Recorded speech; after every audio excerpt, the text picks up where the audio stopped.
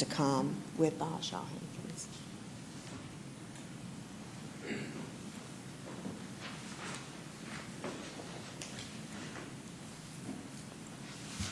Thank you, Reether. My name's Wes Ross, and I'm a consultant from Shaw Hankins.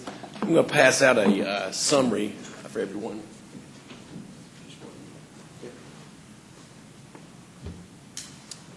So while we're passing that out again, I'm Wes from Shaw Hankins. Also with me today I have Todd Hooper, another consultant, and our president and CEO, Scott Hankins, as well as a representative from ProCare RX, Stan Burgess. So we're here hopefully today to answer any questions you may have about the transition and also talk a little bit about ProCare RX. So in this RFP, as Reether mentioned, we interviewed several and went to market for the RFP and reviewed several firms. ProCare RX was the most competitive when you look at it from a price and product standpoint, as well as just overall value that it could bring to Columbus Consolidated Government. So just a little bit about the company. They were founded in 1988. They're an international company headquartered in Gainesville, Georgia. So we have a local Georgia company. They have approximately about 232 employees and a very sound financial statement. Even though they're privately held, they did not release all their information. But there's no debt, anticipated 2016 revenue in excess of $1 billion. Provide full services of your prescription drug administration. Also how many clients and by type is broken down for you. You'll see that they work with about 2,134 clients representing 10,500,000 lives. 185 of those clients are public sector clients, so very familiar with the public sector. On the back of this page, it breaks down just a summary of what we felt were some important bullet points that separated ProCare RX from the market. Number one, they're a Georgia-based company. They've been in business for 20-plus years. They specialize specifically in PBM or pharmacy benefit management. We're moving to a transparent pricing model. What this is called is a full pass-through, and just a little bit different from before. You had a spread, which is where you come up with a negotiated rate in which you're charged per script. Will now be a full transparency in which the PBM would pass along the full cost of the prescription plus an admin fee that we have disclosed on that admin fee. And when you looked at this, when you ran all of your drugs from November 1st through November 30th, 13 months of data, the city, utilizing the exact same prescriptions, would at that time receive a savings of $1.1 million, as Reether mentioned. If you annualize that, it comes up to about $994,000, or a savings of $19.68 per script by doing this. The major savings comes from the ingredient cost, the difference from a PBM like ProCare versus ESI. ESI is a great carrier. They're just a very large carrier, and that's the type of pricing you typically see from large carriers like that. Also, we love the ability for their innovative specialty drug savings programs. More flexibility. You can literally go through drug by drug and determine how we want to classify those prescriptions if we decide to want to change one day from a tier, 1, 2, 3, etc. And also, you'll see there the estimated savings, and also analytical and data reporting is state of the art there, in which we have the ability to be notified quicker of certain drugs that may be out there on our formulary to protect us and to better advise of any exposure that may be coming to the city. So I'd like to, at this time, just open up for any questions you may have about this analysis or more details about this. Doesn't look like there's any questions at this time. Reether, would you like to add anything? Oh, we have Councilor Huff. Good morning. Good morning.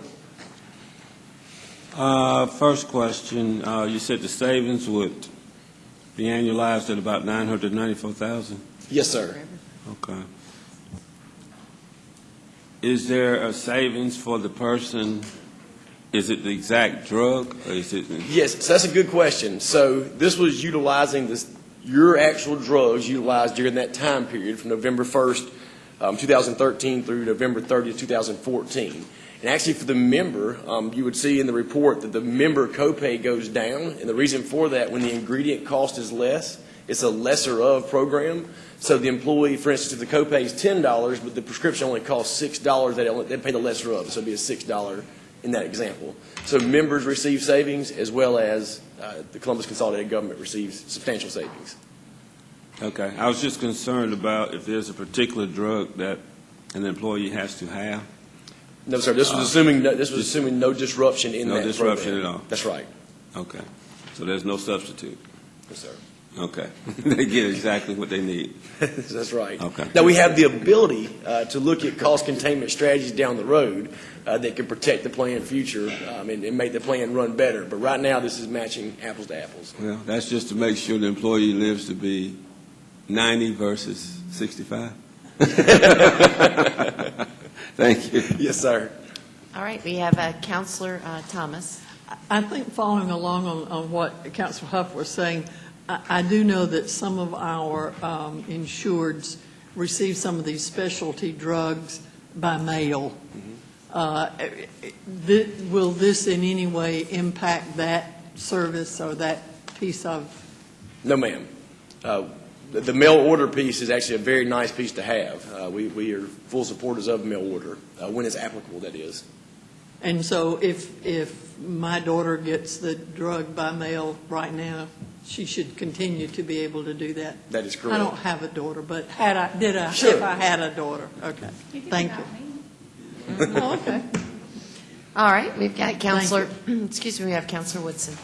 I just want to be clear. I'm Okay. a little bit naive on this. So I say I have a prescription to fill. I'll just still go to CVS and still put my prescription in. Yes, It'll just ma'am. all be billed through your agency. That is correct. Through Okay. ProCare RX, that's correct. Okay, Yes, just want to ma'am. make sure I was Absolutely. clear on that. All right, thank you very much. That appears to be all. Okay. Thank you for Thank you coming. very much. Absolutely. Thank you. Oh, we have one more, Okay. Mayor Pro Tem. Does that also include Express Scripts? Well, now that's totally separate. ESI currently handles the pharmacy piece, the PBM. If we move through with this, effective January 1, it would go through ProCare RX at that point in time. So am I answering that correctly? Okay. All right. We have Counselor Davis. Well, Wes, it looks like y'all are getting out of starting blocks, already saving the city some money. I just want to ask you, can we have confidence that you're going to further save us money in the future? Yes, sir. Absolutely. This is a very nice way to start off, as you mentioned. I But don't yes, want to put sir. any pressure on you, but That's right. we No, certainly need it. We're very excited about some of the cost containment strategies that we have to bring to the table, not only to prescription drug plan, but to your medical plan, wellness program, to the entire benefits piece as a whole. Great. All right, looks like that does conclude discussion Okay. now, so thank you. Thank you very much. All right, Mayor and Council, we're going to call Director Rick Jones, our planning director, forward to talk about or to provide a spider web project update. Good morning. This will be hopefully a brief presentation, but also give you some update in terms of where we are with this project. You may recall that, there we go. You may recall that we came to you last year with this project in terms of the overall scope of work we were trying to accomplish. This is a $40 million project. The idea, of course, is to alleviate the bottleneck or traffic jams we have at this particular intersection, particularly when the railroad or a train comes through that area from that standpoint. The initial concept was really given to do this with the railroad itself. GDOT last year gave us authorization to go ahead and start the preliminary engineering on the project itself. This is important because technically they weren't obligated to do this until like 2016, which gave us a 2-year head start on everything we were trying to accomplish. And of course, the funding actually itself for construction-wise doesn't happen again until 2016 from that standpoint. This is what we were looking at that time when we came to you last, after we had a couple of public hearings on this issue out there, was actually to go underneath the railroad itself from that standpoint of looking at going that way, rerouting not only Martin Luther King Jr. Boulevard, but also parts of tied back into Eldridge itself with an overpass that would go across Buena Vista from that vantage point from there in dealing with that whole process. Again, the idea behind this project also was to make sure we minimize any type of impact to the adjoining property owners as much as we possibly could. One, it saved us money in terms of having to buy additional right-of-way, but more importantly, it protects the existing businesses out there under this plan. And that was the whole objective with that. We got started through this process last year and parts of this year as well. The consultants were given notice to proceed, get started on the project, to go ahead and start the design work on it. They went out there and did their own preliminary engineering with the surveying of the area, including testing for underground water. As many of you know, we are right there at Bull Creek itself. And to be quite honest, there was always the concern about what kind of water table we would find out there when we got to it.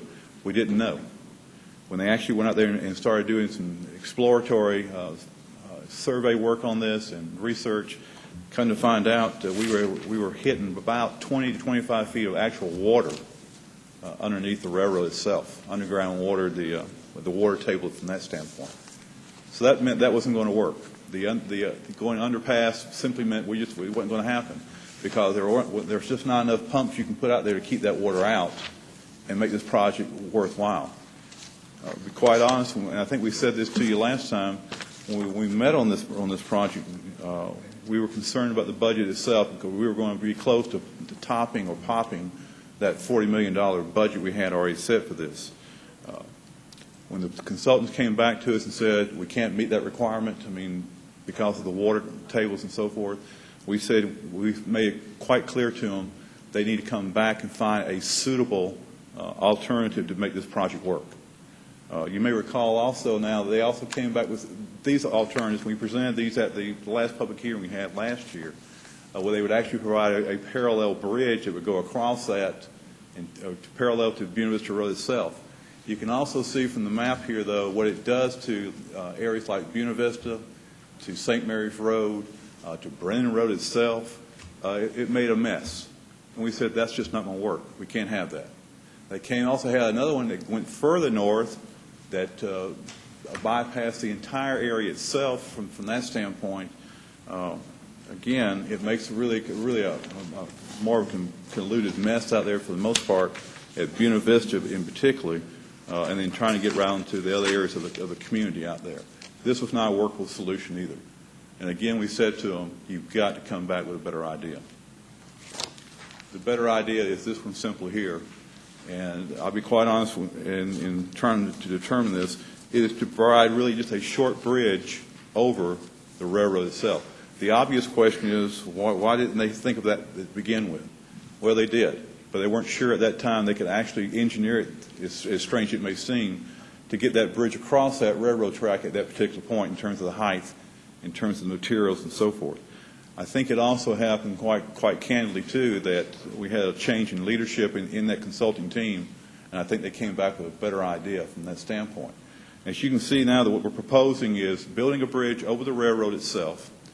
You would still maintain the integrity of the Buena Vista Road itself in terms of dealing with the ownership, particularly on the south side of that roadway where there's a Circle K, there's a KFC, and there's some other things located on that side. We don't really actually touch or bother them. We're proposing right now, looking at a roundabout where Martin Luther King now comes in and would tie back into a net up there at Buena Vista, involved with that. Just some drawings. Use your finger. Yeah, I don't have it on the screen down here. Oh, okay. Maybe you can pull it up for me. Well, there we go. No, I still don't have it, but anyway, you can see on the roundabout itself from here at Martin Luther King Jr. Boulevard, and where it will tie into a net. That section of MLK will also go underneath now instead of over. It'll go underneath and tie back into Ilges. And then everything on the east side of the railroad track, we don't bother at all. We just leave it alone. This is pretty straightforward. It's pretty simple, and really maintains the integrity of the area we're trying to achieve more than anything else than that. These are just renderings, and I will underscore that word to you very easily and very, very forcefully. These are renderings. This is not exactly what it's going to look like when it gets said and done. But you can see again where the bridge goes across there, where the roundabout takes place, how it ties into it, how Martin Luther King Jr. Boulevard will run up underneath the bridge there and tie into Ilges, and how the other intersections really are performed. This gives you a little bit better understanding and better view about what that may happen to that and what may be said about the overall project when it's completed. There are going to be some right-of-way needs out there we're going to address and talk about. That's why I say use this with a little bit of caution with these renderings, because some of these buildings, particularly on the north side, may have to be adapted or reused or gone for the most part in terms of how we develop this project when it's all said and done. This is the actual cost comparisons we look at with all the alternatives we have going on. We had the one where we talked about the Lower Buena Vista and the North Bridge and bypass and so forth. That right now we're looking at about $20 million. We think our best estimates, our best educated guess is right now for construction of this bridge and this project for about $20 million. That's half of what we were talking about initially, involved with all that. The cost savings also, though, will allow us to expand this project. For some time now, we've had on the books in our long-range transportation program the widening of Buena Vista Road to 3 lanes from Ilges on out to Winton. We're looking at that possibility, and we looked at that possibility, I should say, and to discuss that with representatives from Georgia DOT about that. They have come back and said, yes, we can do that, and primarily because we can do that is the way the actual language of the ballot was presented to the citizens in terms of improvements along Buena Vista Road. And as long as we stay on Buena Vista Road, we're in good shape. We talked about the possibility also as well of going down and looking at doing some improvements or taking it further down Martin Luther King Jr. Boulevard, but we didn't get a real warm and fuzzy feeling back from GDOT about that we could accomplish that fact with this money. We will make some improvements on that roadway, but not to the extent we have talked about in the past in terms of dealing with this overall.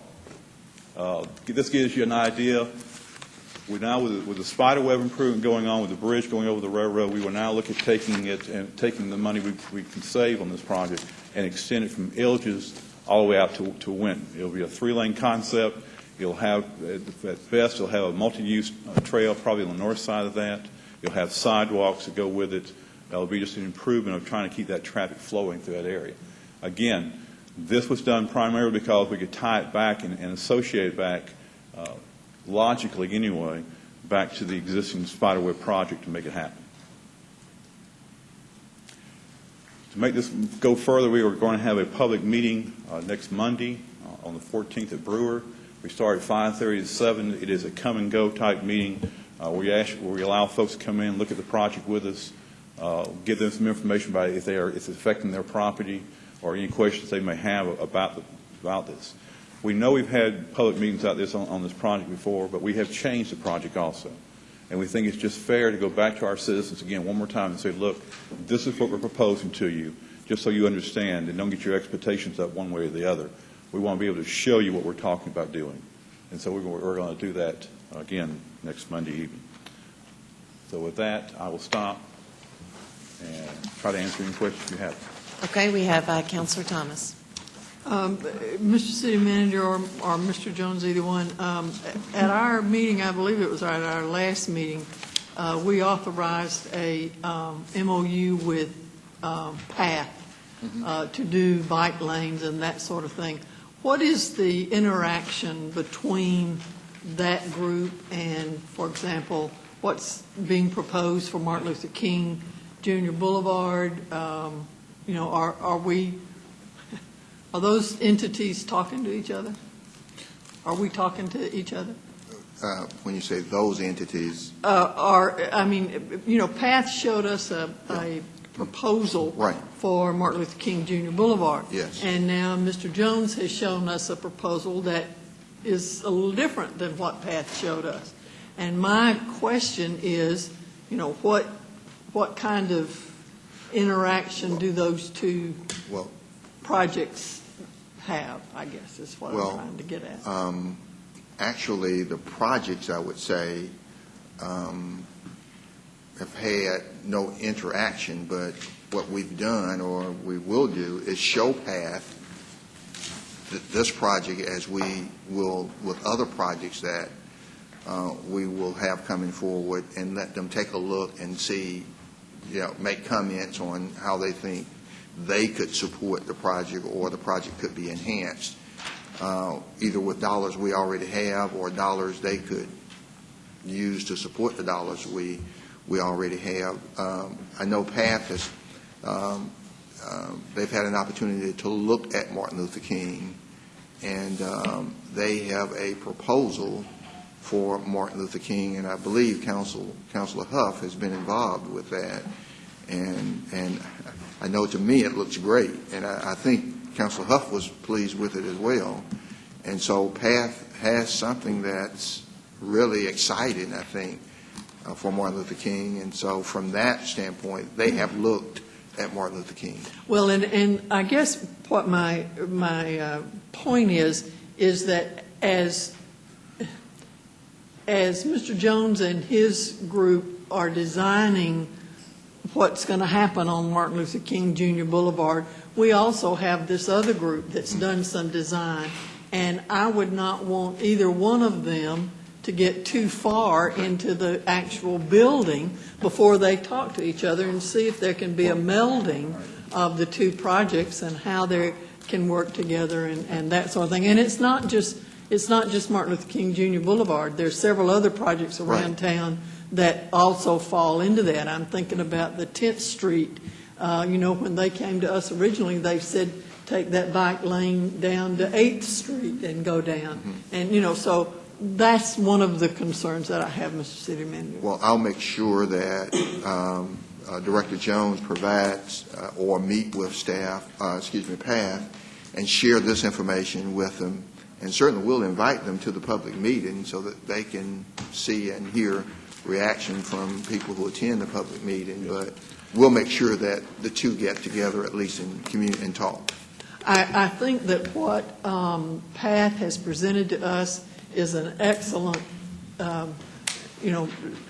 roadmap, if you will, of what we need to do. And I also think that what Mr. Jones has presented to us, is a good project, a good rendering, and we want the best of both of those worlds to meld if they can.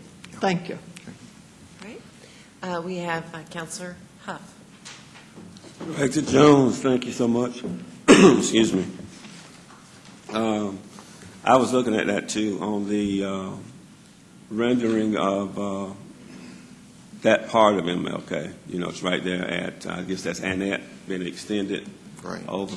Mm-hmm. Yeah, I think that's what Councilor Thomas was in reference to, that PATH has a plan for the entire roadway, and we have a plan for part of the roadway, so to make sure they talk. And then on the businesses, I thank you so very much. In the last 3-4 weeks, going back to school, giveaway supplies and everything, I was told that KFC is is the top store in town, and they were making even more money than I dreamed of. And please, thank you for protecting them, because I don't want them to ever move. Don't ever go. Don't ever leave the area. But in the meeting, I think it'll be good to have everyone together. Is PATH involved in the Buena Vista Road part at all? Yes, sir, they will be. Okay. We've had some preliminary discussions about that, but yes, they will be. Okay. All right. Thank you. And they are, Mr. City Manager, just because when he responded to, I think, Councilor Thomas's question, I mean, PATH was provided with our transportation plan. I know Midtown met with them because I think I was there. You may have been there with Ken Henderson and Betsy Covington, and there were a lot of stakeholders, and specifically Buena Vista Road was discussed. So anyway, I mean, they at least know that. Now, whether they know about this turn of events and the additional length of the project. And that's what I was speaking to. Yeah, that's what I thought. Okay, let's see here. We have Mayor Pro Tem. Mr. Jones, am I to understand that we're now proposing to go over the railroad track? Yes, ma'am. That's correct. Instead of under? Instead of under, we're going over. Okay. Thank you. Okay. Let's see. Councilor Davis. Well, I can rest assured, and I know for a fact that Councilor Huff is keeping his eye on this closely and certainly is watching the progress here. But I just got to say, I think, Mr. Jones, this is good stuff. I mean, this is really good stuff. And, a lot of times we tend to beat you up a little bit. No, really. Comes with the territory, right? It's just part of the job, right? But, no, I say that kiddingly. But, I mean, we have to get tough sometimes on the questions, but this is the kind of stuff that I like personally. I think the council buys into this kind of stuff because, you know, we thought that there was only one way to make this happen. But, you know, when you go back and push and push and push, you find out there's another way. And in this case, right now, it's saving money. And I know there's still some steps that you got to go through, some processes you have to go through. But, you know, and this is a kind of example that we should be using as well on other projects within the city. Looking at other alternatives, the possibility of saving money that you could stretch a little bit further and complete more and do more.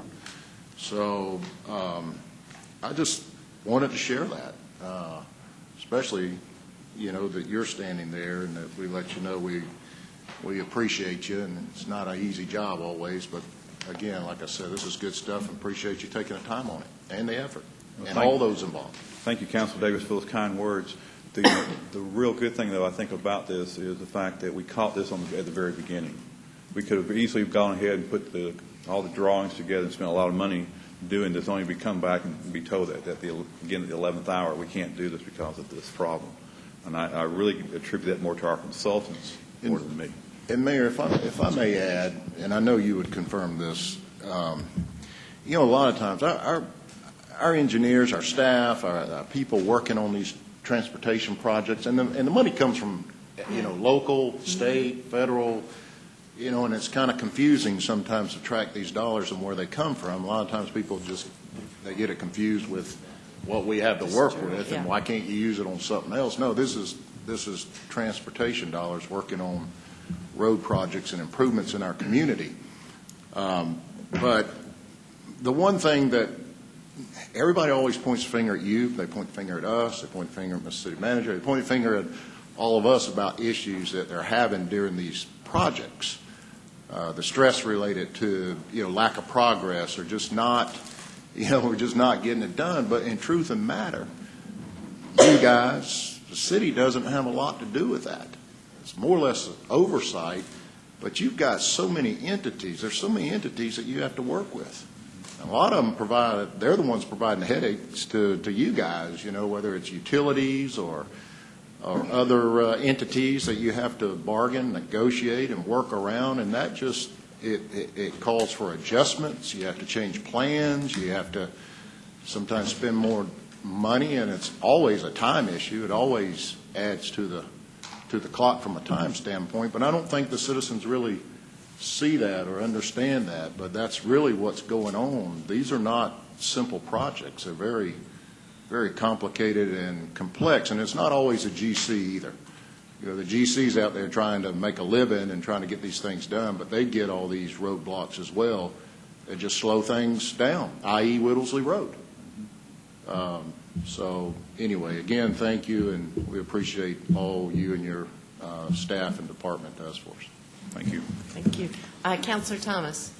I want to hook on to what Councilor Davis said. I had an email this last week from a citizen who was just terribly upset with what he saw as the lack of progress on the Forest Road Bridge, and that the traffic backs up back out into Macon Road, and he drives by there and there's nobody working. What's going on?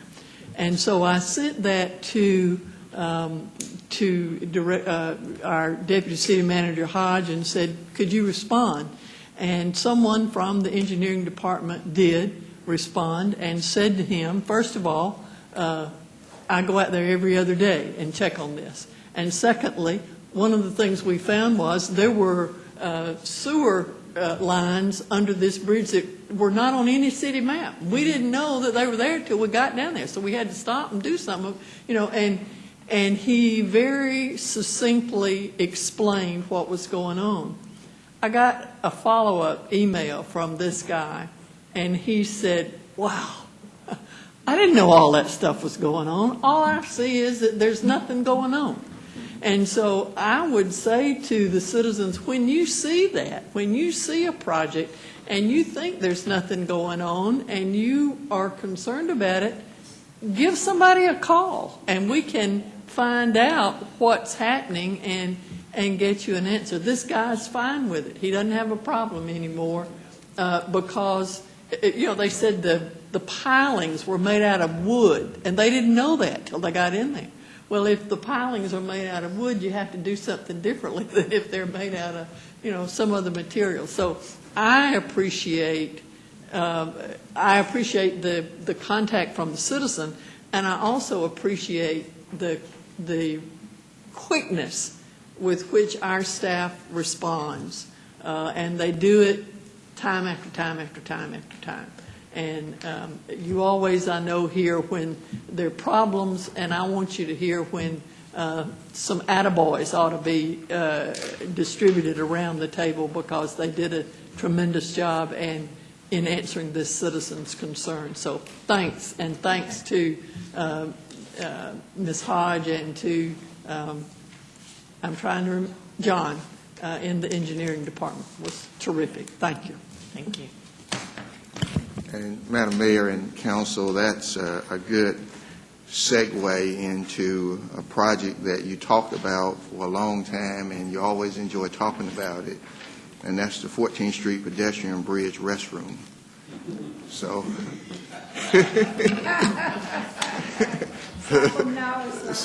we're happy to bring you an update on one of your favorite topics. Deputy City Manager Pam Hodge. Good morning.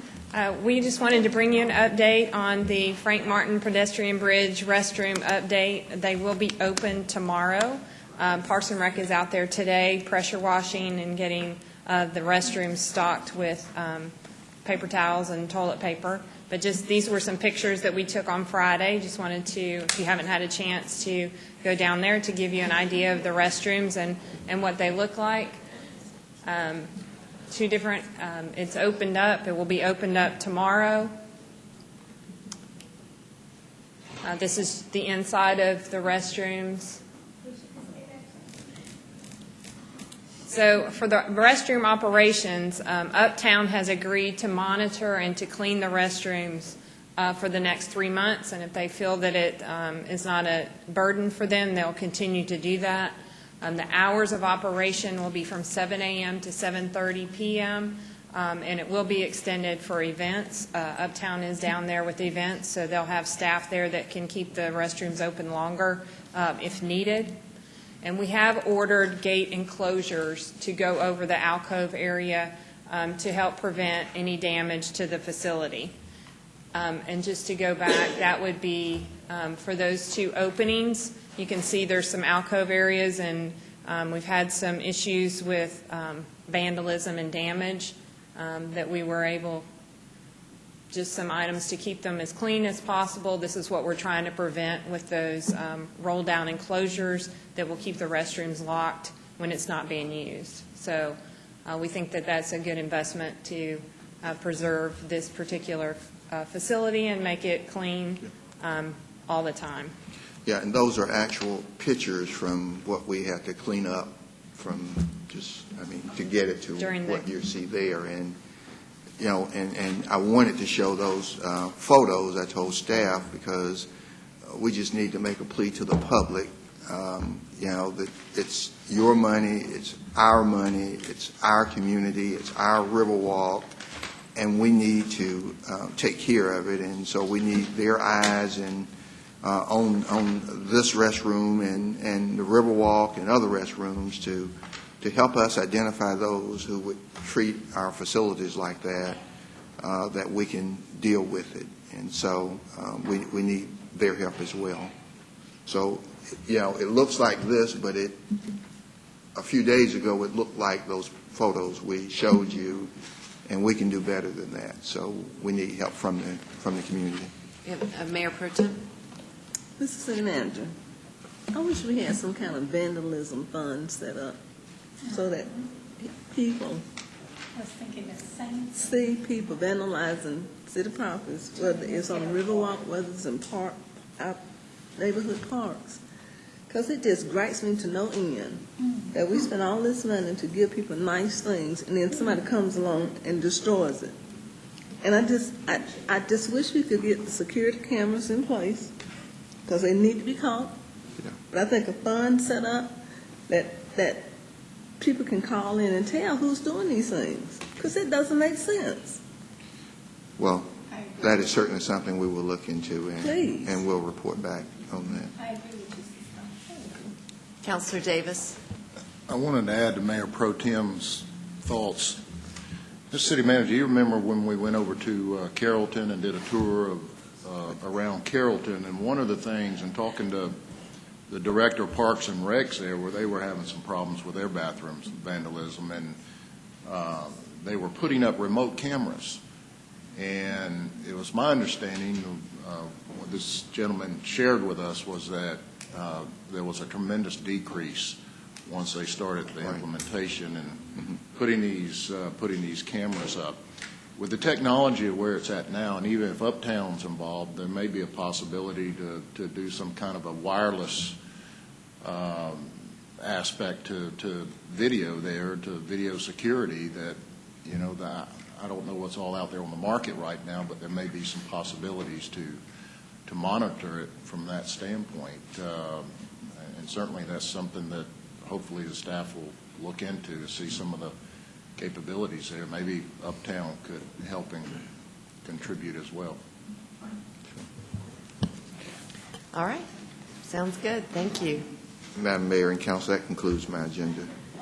All right. Now we've got Tiny Washington, the Clerk of Council, with her agenda. Madam Mayor and Council, on the clerk's agenda, items 1 through 17 is for the council's information. Items 18 and 19 are resolutions to exclude. We've got a motion and a second for approval of items. Which is it, Tiny? Items 18 and 19 to excuse Councilors Okay. Barnes and Buck. Yes, 18 and 19. All those in favor, please state aye. Item 20, this is We've got a motion that item number 20, which is the correspondence from Ms. Simi Barnes, resigning her seat on the Region 6 Advisory Council, be accepted with regrets. All those in favor, please state aye. Item 21, this is email correspondence advising that we need to fill the seat of Mr. Morton Harris, and we do have a nominee as we get down on the board appointments. Items 22 is minutes of various boards. We've got a motion that the minutes be received. Is there a second? There's a second. All those in favor, please state aye. On our board appointments, on the Board of Tax Assessors, Mr. Larry Dixon has been nominated. He can be confirmed. We've got a motion and a second for approval. All those in favor, please state aye. And also, now that he has been confirmed, can I have a motion to pass a resolution? We need to send that to the state. Second. All right. All those in favor of the resolution to the state, please state aye. On our Keep Columbus Beautiful Commission, Councilor Woodson, we still need a nominee from you for Ms. DeVry's seat. She has resigned. Taxicab Commission, we are still working faithfully to try to get a replacement for Ms. Sears and for Mr. Kraft. And that's all I have. Tiny, would you do me a favor and just get with me about the Taxi Cab Commission? I mean, maybe there's something we can do. That's been on there for months, and maybe we can brainstorm about somebody to ask, Okay, a new avenue. I know you've been asking. I know it's not from lack of trying, but we're going to have to try something new. And I also know that the deputy city manager, they are also working with some Yeah. individuals to try to get. Okay. Well, maybe just to let me know, and if there's anything we can do to think outside the box, that'd be great. Mr. City Manager? Mayor, I'd like to announce a public meeting tonight here in the council chambers at 8 o'clock. 6 o'clock, I'm sorry. September 8th, tonight, at 6 o'clock, here in the council chambers. It's the Columbus High School parking issue that we've been discussing. We've had numerous meetings with the superintendent and staff. We met with some of the neighborhood association leaders to talk about it. We met with the superintendent and one of the school board members and toured the area on a school bus. And so we wanted to hear from people living around the park, on the streets where the parking is occurring. And so we've got a meeting here at 6:00 p.m. in this council chambers tonight, and we want to invite those listening to come out and take part in that meeting tonight. All right. Thank you. Let's see. If there's nothing further, we do have a request for a short executive session on property acquisition or dispensation, I guess. Disposition. Thank you. We got a motion and a second for approval. All those in favor, please state aye. Great. All right. Clear the chambers, please. Thank you.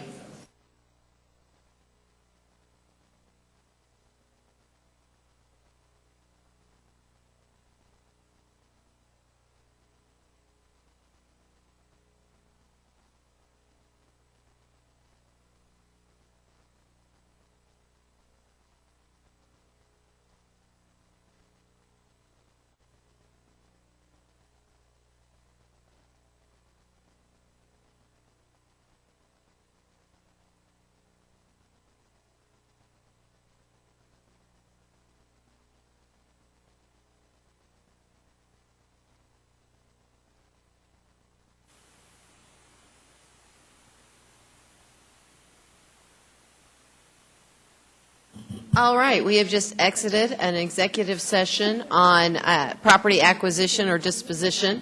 No votes were taken. At this time, I'll entertain a motion to adjourn. We've got a motion and second. All those in favor, please state aye. All right, we are adjourned. Thank you all.